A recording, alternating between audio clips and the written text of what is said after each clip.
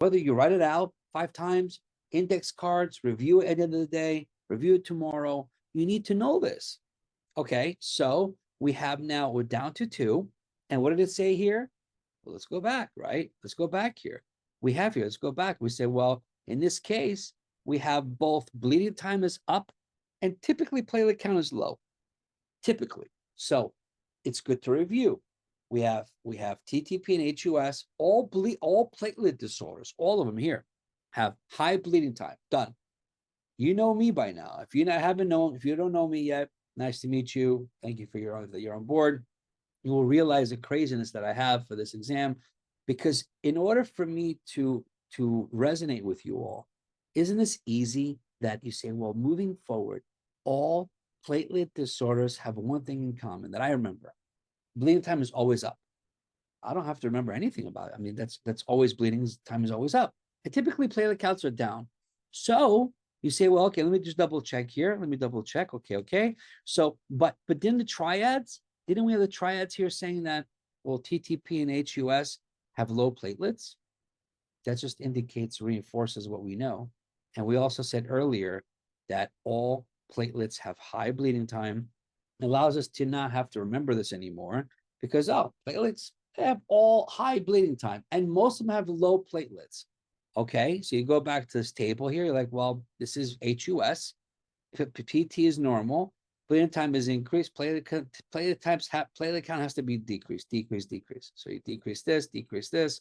Clearly it's A, because we're down to A and hold on, A and D, because we have to look at each one, right? We had normal, increased.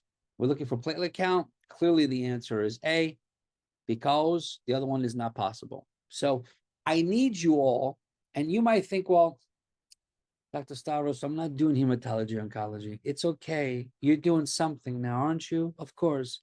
Anything that you're doing has a table in it, whether you're immunology, biochem, micro, cardio. Name me something, and I guarantee there are tabled questions for it. So because of that, I'm showing you how to attack them.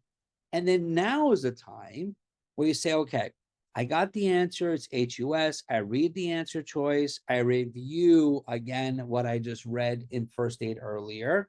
So reading this will reinforce what I read earlier in here. Good. Next, you say, well, okay, let me go through the other ones. 24%. Wow, C was 24?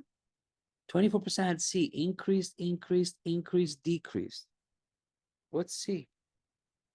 C is, oh, well, yeah, DIC. DIC is a consumptive coagulopathy.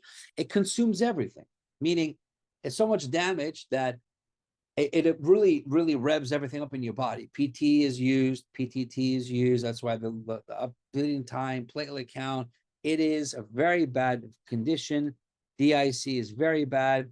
It says it characterized by a systemic activation of everything, of the clotting cascade, platelet consumption, exhausts all clotting factors, widespread thrombosis, and hemorrhage, meaning you're bleeding everywhere in your body. You're thrombosing everywhere.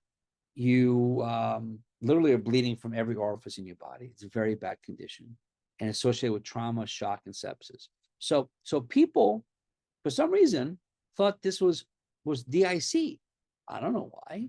And because of that, they go, well, the answer is C. So that's why if you weren't able to diagnose the patient, it's perfectly fine.